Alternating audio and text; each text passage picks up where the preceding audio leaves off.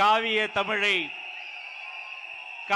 தமிழை கம்பர் தந்தார், கவிதை தமிழை இளங்கோ தந்தார், வாழ்வியல் தமிழை வள்ளுவர் தந்தார். அதில் இருந்து பிறப்புக்கும் எல்லா உயிர்க்கும் தான் உங்கள் வழிகாட்டி வாசகம் என்ன இந்த தமிழ்நாட்டிற்கு வெற்றி தலைவர் ஒருவர் தான் சொல்லி தந்தார். அண்ணன் சொன்னது போல விசில்ஸ் வந்துருச்சுன்னு ஓடி போய் பொதுச் செயலாளர்கிட்ட முதல்ல நான் தான் சொன்னேன். எழுந்து இருவரும் வெளியே வருவதற்குள் அடுத்த படம் வந்தது. இன்னும் தொட்டுவிடும் தூரத்தில் வெற்றி வருகிறது. அதை வாங்கி தரப்போகிற வெற்றி தலைவர் வருகிறார். வருங்காலம் வருகிறது. தமிழ்நாடு வருகிறது. நாளைய தீர்ப்பு வருகிறது. இதோ வெற்றி தலைவரின் தலைமை உரை.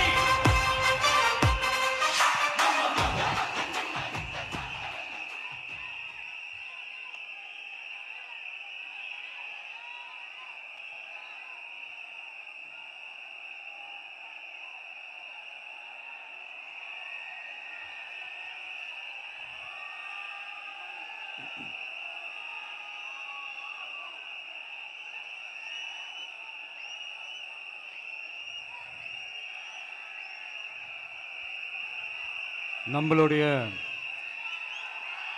இந்த அரசியல் பயணத்தில் மிக மிக மிக முக்கியமான ஒரு காலகட்டத்தில் நாம் இருக்கிறோம். நான் ஏன் இதை இவ்வளோ அழுத்தமாக சொல்கிறேன் அப்படின்னா,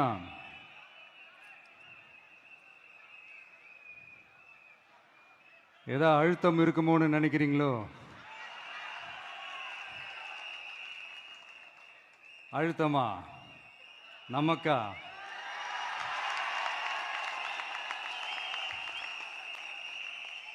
இந்த அழுத்தத்துக்கெல்லாம் அடங்கி போற ஆளா இந்த ஆளு?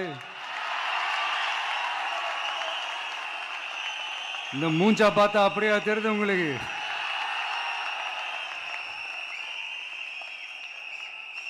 அதனால அப்படியெல்லாம் நடக்காது. அதுவும் முக்கியமா நம்ம கிட்ட அதெல்லாம் நடக்கவே நடக்காது. ஆனா அழுத்தம் இருக்குதான்னு கேட்டீங்கன்னா இருக்குது. அது நான் இல்லைன்னு சொல்ல வரல. நமக்கு இல்ல, மக்களுக்கு.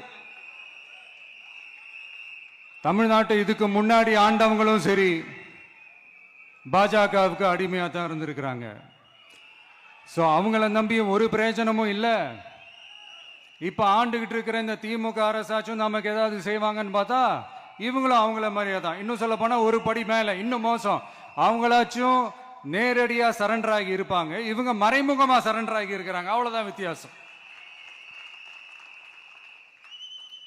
அதனால நீங்க பாத்தீங்கன்னா அவங்களோட அந்த வேஷம் கலைஞ்சிடக்கூடாதுன்றதுக்காக இந்த கலர் கலரா கவர்ச்சிகரமான இந்த அறிவிப்புகள்லாம் வெளியிடுறாங்க. நோட்டீஸ் பண்ணியிருப்பீங்கன்னு நினைக்கிறேன்.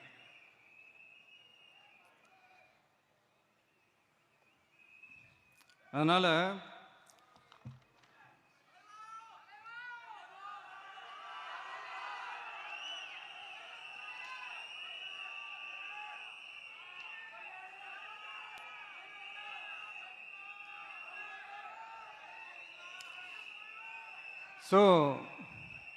இவங்க எல்லாரும் இப்படியே இருக்கிறாங்களே, நமக்காக உண்மையா உழைக்கிறதுக்கு யாராச்சும் வந்துட மாட்டாங்களா அப்படின்னு மக்கள் ஒரு விதமான அதை வெளியில சொல்ல முடியாத ஒரு அழுத்தத்தில் இருக்கிற நேரம் இது.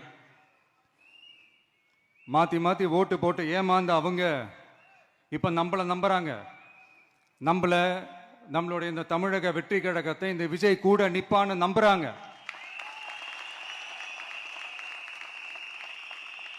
நம்மள நம்புறவங்களுக்காக நாம நம்பிக்கையோடு இருக்கணும்ல. அப்படின்னா இது முக்கியமான, மிக மிக மிக முக்கியமான ஒரு காலகட்டம் தானே. அதனாலதான் அவ்வளவு அழுத்தமா நான் சொன்னேன். இந்த தேர்தல், இந்த கூட்டணி, இதெல்லாம் பத்தி நிறைய இந்த ஹேஷியங்கள் ஜோஷியங்கள் எல்லாம் நடந்துகிட்டு இருக்கு இல்லையா? என்னப்பா இந்த விஜய் இப்பதான் வந்திருக்கிறாரு, இவர் கூடலாம் யார் வரப்போறா, அவங்க வரமாட்டாங்க, இவங்க வரமாட்டாங்க, அப்படி இப்படின்ட்டு நம்மளை பற்றி ஒரு அண்டர் எஸ்டிமேட் பண்ணிட்டு இருக்காங்களே. அதுனா நமக்கு புதுசா என்ன? 30 வருஷமா நம்மளை அண்டர் எஸ்டிமேட் பண்ணிட்டு தான் இருக்கிறாங்க. ஆனால் மக்கள் கரெக்டாக நம்மளை எஸ்டிமேட் பண்ணி ரொம்ப அழகா, ரொம்ப அக்கறையா, ரொம்ப தெளிவா, ரொம்ப தீர்க்கமா நமக்குன்னு ஒரு இடத்தை கொடுத்திருக்கிறாங்கல்ல. எப்படி? என் கேரியரின் உச்சமான ஒரு இடத்தை கொடுத்திருக்கிறாங்கல்ல. அதை இந்த நாடே பார்த்துக்கிட்டு இருக்குல்ல. ஏன் அப்படி எனக்கு அந்த இடத்தை கொடுக்கணும்? ஏன்னா இந்த விஜய் நம்ம பிள்ளையாச்சே, நம்ம அண்ணனாச்சே, நம்ம தம்பி ஆச்சேன்னு சொல்லி அவங்க மனசுல அப்படி தோணுது. அதனாலதான் நமக்கு அப்படி ஒரு இடத்தை கொடுத்து உள்ளன்போடு அள்ளி நம்மளை அரவணைச்சிக்கிட்டு இருக்கிறாங்க. அப்படி நம்மள நம்புறவங்களுக்காக நாம உழைக்கிறது அது ஒரு பழக்கமாகி இப்ப அதுவே என்னுடைய ஒரு ஒரிஜினல் கேரக்டராகவே மாறிடுச்சு. இத்தனை வருஷமா இருக்கிற அந்த உழைக்கிற குணம் அது எப்படி மாறும்? அதெல்லாம் மாறவே மாறாது. அரசியலுக்கு வந்ததுக்கு அப்புறமும் சரி, ஆட்சி அதிகாரத்துக்கு வந்ததுக்கு அப்புறமும் சரி, ஒன்னே ஒன்று சொல்ற, எழுதி வச்சுக்கோங்க. இதுக்கு முன்னாடி இருந்தவங்க மாதிரியோ இல்ல இப்ப இருக்கிறவங்க மாதிரியோ ஊழல் செய்யவே மாட்டான்.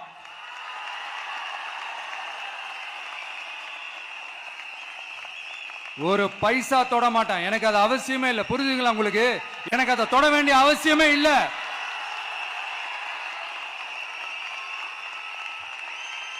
ஒரு துளி ஊழல் கரை கூட படியவே படியாது, படியவும் விட மாட்டான்.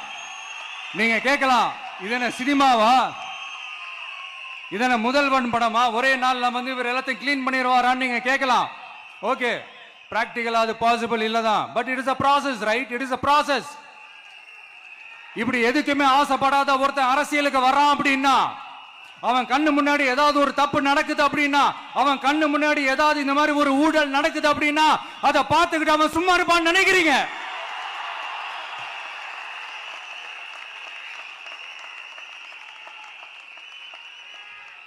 அதனால இந்த தீய சக்தியா இருக்கட்டும், இந்த ஊழல் சக்தியா இருக்கட்டும், ரெண்டு பேரும் தமிழ்நாட்டை ஆண்டவை கூடாது. அப்படிப்பட்ட இந்த கட்சிகளை உண்மையா தில்லா எதிர்க்கிற அந்த கட்ஸும் கெத்தும் நம்ம கிட்ட மட்டும்தான் இருக்கு.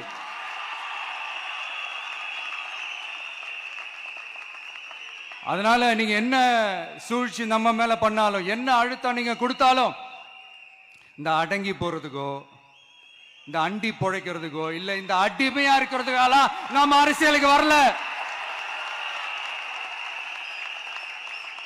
என் மண்ணுக்கும் மக்களுக்கும் யார் என்ன தீங்கு செஞ்சாலும் அதை எதிர்த்து அவங்க கிட்ட இருந்து நம்ம மக்களை பாதுகாக்கிறதுக்காக தான் நம்ம அரசியலுக்கே வந்திருக்கிறோம். அண்ட் முக்கியமா தோழர்களே, மக்களுக்கு என் மேல மட்டும் நம்பிக்கை இருந்தா அது பத்தாது. என் கூட டிராவல் பண்ற என்னோட எல்லா தோழர்கள்கிட்ட அந்த நம்பிக்கை வரணும்.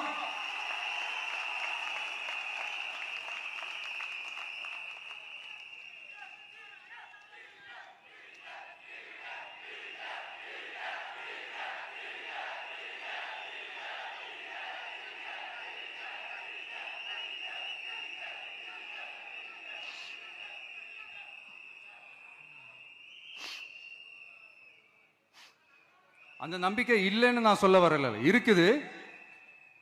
ஆனா அதை தொடர்ந்து இருக்கிற மாதிரி நீங்க எல்லாம் நடந்துக்கணும். தப்பு பண்ண யாரா இருந்தாலும் தப்பிக்கவே முடியாதுன்ற அந்த ஒரு பயம் இருக்கணும். எல்லாரும் உங்களை தான் கேட்கிறேன், எல்லாரும் உண்மையா உழைப்பீங்கல்ல?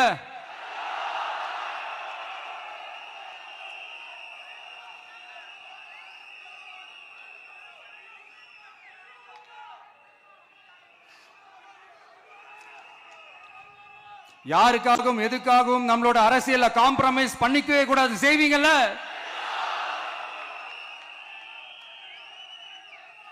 அண்ட் தயவு செஞ்சு எல்லாரும் கொஞ்சம் ஒற்றுமையா இருந்து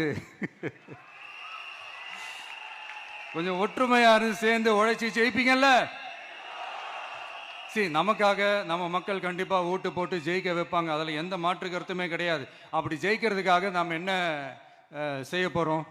மக்களிடம்னு செல்னு அறிஞர் அண்ணா அவர்கள் சொன்னதை ரொம்ப டீப்பா சின்சியரா அடாப்ட் பண்றதோட மட்டும் இல்லாம நம்மளோட அரசியல்ல அதை செயல்படுத்தணும். அதுதான் முக்கியம். ஏன்னா இப்ப அரசியல் இருக்கிறவங்க அண்ணாவை மறந்துட்டாங்க. அண்ணா ஆரம்பிச்ச கட்சியும் அண்ணாவை மறந்து சுயநலமா மாதிரி பல வருஷம் ஆச்சு. அண்ணா பேர்ல இருக்கிற கட்சியும் அவரை மறந்து பல வருஷம் ஆச்சு. ஆனா நாம அவரை மறந்துடக்கூடாது. மக்கள் கிட்ட போகணும், மக்களோட மக்களாவே இருக்கணும், மக்களுக்காகவே இருக்கணும். அதுக்காக நாம என்ன செய்ய போறோம், என்னெல்லாம் செய்ய போறோம், அதுக்காக தான் இந்த மீட்டிங். ஆரம்பிக்கலாமா? இந்த ரெண்டு கட்சிகள், ஆண்ட கட்சியா இருக்கட்டும், இப்ப ஆள்ற கட்சியா இருக்கட்டும், அவங்கள பொறுத்த வரைக்கும் பூத்துனா என்ன தெரியும்ல? அவங்கள பொறுத்த வரைக்கும் பூத்துனா கள்ள ஓட்டு போடுற இடம். ஆனா நமக்கு, நம்ம டிவிகேவுக்கு அது ஒரு ஜனநாயக கூடம். அங்க ஜனநாயகம் திருடுறாம நம்ம பாத்துக்கணும். ஒவ்வொரு ஓட்டையும் நம்ம பாதுகாக்கணும். எப்படி பாதுகாக்கிறது? ஒவ்வொரு வீட்டில் இருக்கிற ஒவ்வொரு ஓட்டும் நமக்கு தானே ஃபர்ஸ்ட் கன்ஃபார்ம் பண்ணுங்க. எனக்கு தெரிஞ்சு தமிழ்நாட்டில் ஒரு 2.25 கோடி ரேஷன் கார்டுகள் இருக்கும்னு நினைக்கிறேன். அவங்க எல்லாரும் வேற வேற எந்தெந்த கட்சியில இருந்தாலும் கட்சி வேறுபாடு எல்லாத்தையும் தாண்டி இந்த விஜய் அவங்க வீட்டில் ஒருத்தனா வாழ்ந்துட்டு இருக்கிறான். அவங்க என்ன அவங்க குடும்பத்தில் ஒருத்தனா பார்த்துக்கிட்டு இருக்கிறாங்க. அதனால இந்த கட்சி கிச்சி எல்லாத்தையும் தாண்டி இந்த விஜய் கூட கூட நிக்கணும்னு முடிவு பண்ணிட்டாங்க. அதனால அப்படி முடிவு பண்ண அவங்கள பாதுகாப்பா பூத்துக்கு கூட்டிட்டு வாங்க. நம்மளோட இந்த விசில் சின்னத்துக்கு ஓட்டு போட வைங்க.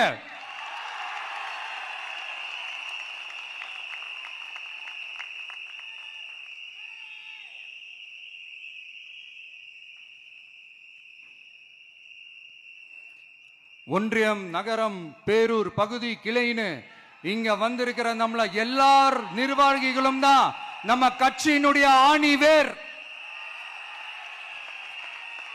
நீங்க எல்லாரும் சுதந்திரமா செயல்படணும், சுதந்திரமா செயல்பட விடணும்.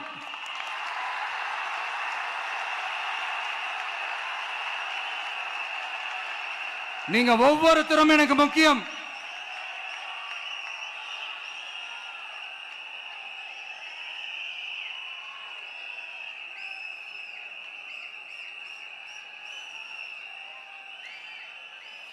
நீங்க தான் நம்மளுடைய இந்த BLAs பூத் லெவல் ஏஜென்ட்ஸோட களத்தில் நின்று வேலை பார்க்க போற ஃப்ரண்ட் லைன் வாரியர்ஸ். இப்ப நடக்க போறது வெறும் எலெக்ஷன் கிடையாது, இது ஒரு ஜனநாயக போர். இந்த டெமோக்ராட்டிக் பேட்டில லீட் பண்ண போற கமாண்டர்ஸ் நீங்க தான்.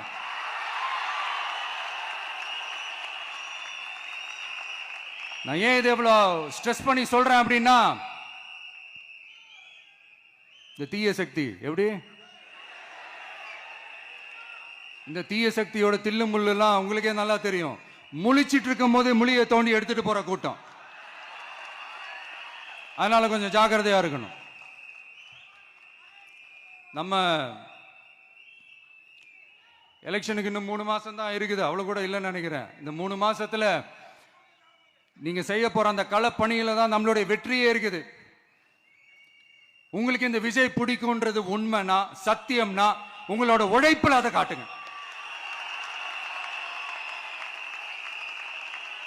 அப்புறம் நாங்க அறிவிக்க போற வேட்பாளர்களுக்கு நீங்க உங்களுடைய முழு ஒத்துழைப்பை நீங்க கொடுக்கணும். கொடுப்பீங்க தானே?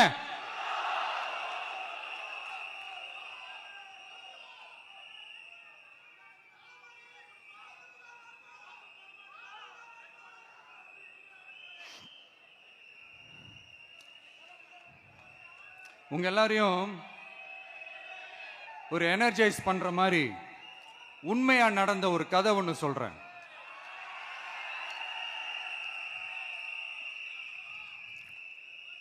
சொந்த நாட்டையே ஒரு கூட்டம் அபகரிக்குது. சொந்த நாட்டிலேயே இருக்க முடியாத அளவுக்கு ஒரு நெருக்கடி ஏற்படுது. ஸோ வேற வழி இல்லாம அந்த நாட்டை விட்டே வெளியே போய் வேற ஒரு இடத்துக்கு போய் காடு மலை அப்படி இப்படின்னு சுத்தி மறைஞ்சு வாழ வேண்டிய ஒரு சூழ்நிலை ஏற்படுது. என்னடா இப்படியே ஓடிக்கிட்டு இருக்குமேன்னு சொல்லிட்டு தன்னோட நட்பு சக்திங்க கிட்ட பேசி ஒரு பெரும் படையை திரட்டிக்கிட்டு அதிரடியா ஒரு போரை நடத்தி அந்த நாட்டையே திருப்ப மீட்டு எடுத்தது யார் தெரியுமா? நம்ம கொள்கை தலைவர்களை ஒருத்தரான ராணி வேலு நாச்சியார் அவர்கள் தான். அவங்களுக்கு அந்த நட்பு சக்தியா கூட இருந்து உழைச்சது சின்ன மருது, பெரிய மருது, சையது கார்கின்னு சொல்லிட்டு அந்த 3 பேரும் தான். ஆங்கிலேயர் படை, ஆற்காட்டு படை மாதிரி அந்த 2 பெரும் படையை அடிச்சு துவம்சம் பண்ணிட்டு அந்த நாட்டையை திருப்பி மீட்டு எடுத்தது வேலு நாச்சியார். அன்னைக்கு இருந்த ஆங்கிலேயர் படை, ஆற்காட்டு படை மாதிரி இன்னைக்கு என்னென்ன படை இருக்குதுன்னு உங்க எல்லாருக்குமே நல்லா தெரியும்.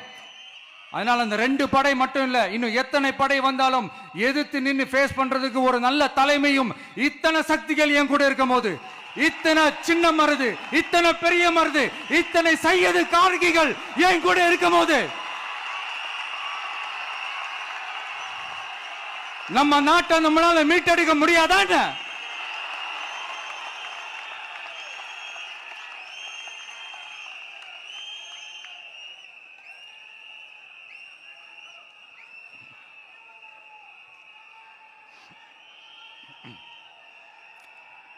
அதுவும் இந்த படை, நம்மளுடைய இந்த டிவிகே படை நட்பு சக்தி இருந்தாலும் இல்லைனாலும் தனியாவும் நின்று கெத்தா ஜெயிக்கிற அளவுக்கு ஒரு மிகப்பெரிய படை. அதுலயும் ரொம்ப முக்கியமா இன்னைக்கு இந்த கூட்டத்துக்கு வரலனாலும் நான் அந்த போர்ல நடந்த அந்த கதை மாதிரி கட்ஸான குயில்கள் நிறைந்த பெண்கள் படையும் நம்மளோட இருக்கிறாங்க. அந்த பெண்கள் படையை பார்த்துதான் அரசியல் அரங்கமே அதிர்ந்து போயிருக்குது. அதனால எல்லாரும் ஒரு நிமிஷம் எனக்காக எந்திரிச்சு நில்லுங்களேன் ப்ளீஸ். நான் சொல்றதை கொஞ்சம் ரிப்பீட் பண்ணுங்க. இந்த 2026 சட்டமன்ற தேர்தல்ல நாம எல்லாரும் உண்மையாக உழைப்போம், சத்தியமாக உழைப்போம், உறுதியாக உழைப்போம், ஒற்றுமையாக உழைப்போம். Thank you. Please sit down.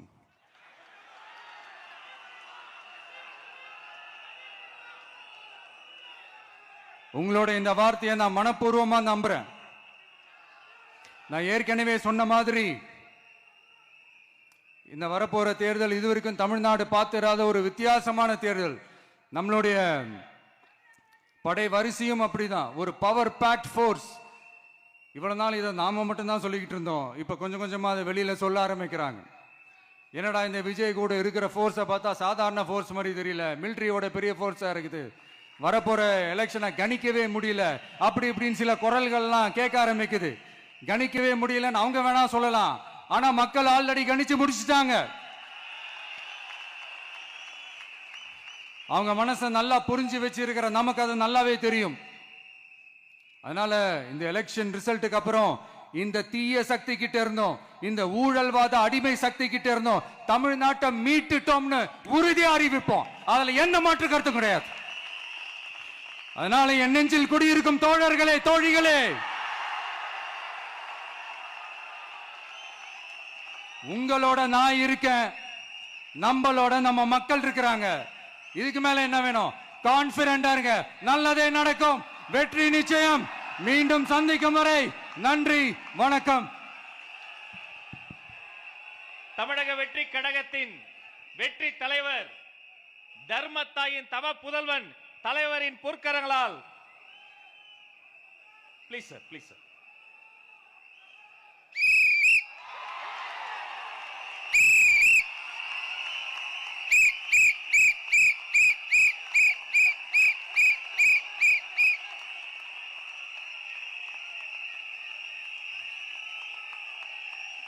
நம்ம சின்னம் உங்கள் சின்னம், நம்மளுடைய வெற்றி சின்னம் விசில். கப்பு முக்கியம் பகிலே.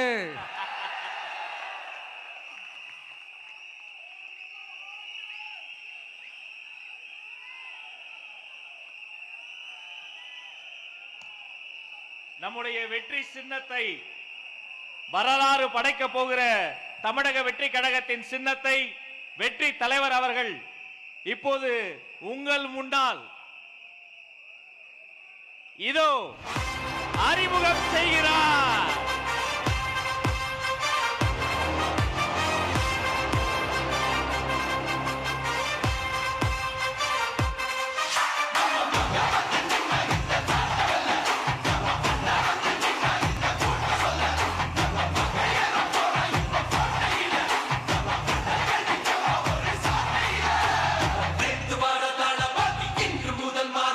மக்கள் மன்னன் நாட வர நெருப்பா, மக்கள் யோசனை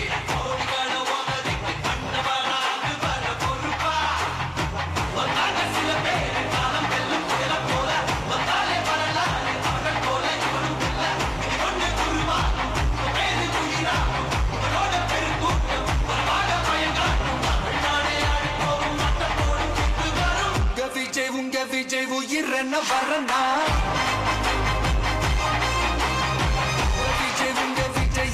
அவன் குரல் தான் அதே போல சின்னத்தை மட்டுமல்ல, நம்முடைய நச்சினை, லட்சியத்தை வெல்ல போகிற லோகோ நச்சினையை வெற்றி தலைவர் இதோ அறிமுகம் செய்கிறார். வீட்டுக்கு வீடு, வீதிக்கு வீதி, ஊர் முழுக்க உலகம் முழுக்க புதிய சரித்திரம் படைக்க போகிற தமிழக வெற்றி கழகத்தினுடைய தேர்தல் பரப்புரை லட்சினை வெற்றி சின்னம் விசையோடு இதோ.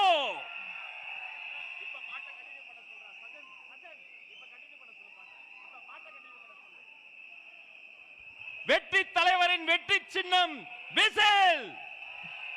உழைக்கும் மக்களின் சின்னம் விசில். பாட்டாளிகளின் சின்னம் விசில். தாய்மார்களின் சின்னம் விசில். தமிழ்நாட்டின் சின்னம் விசில்.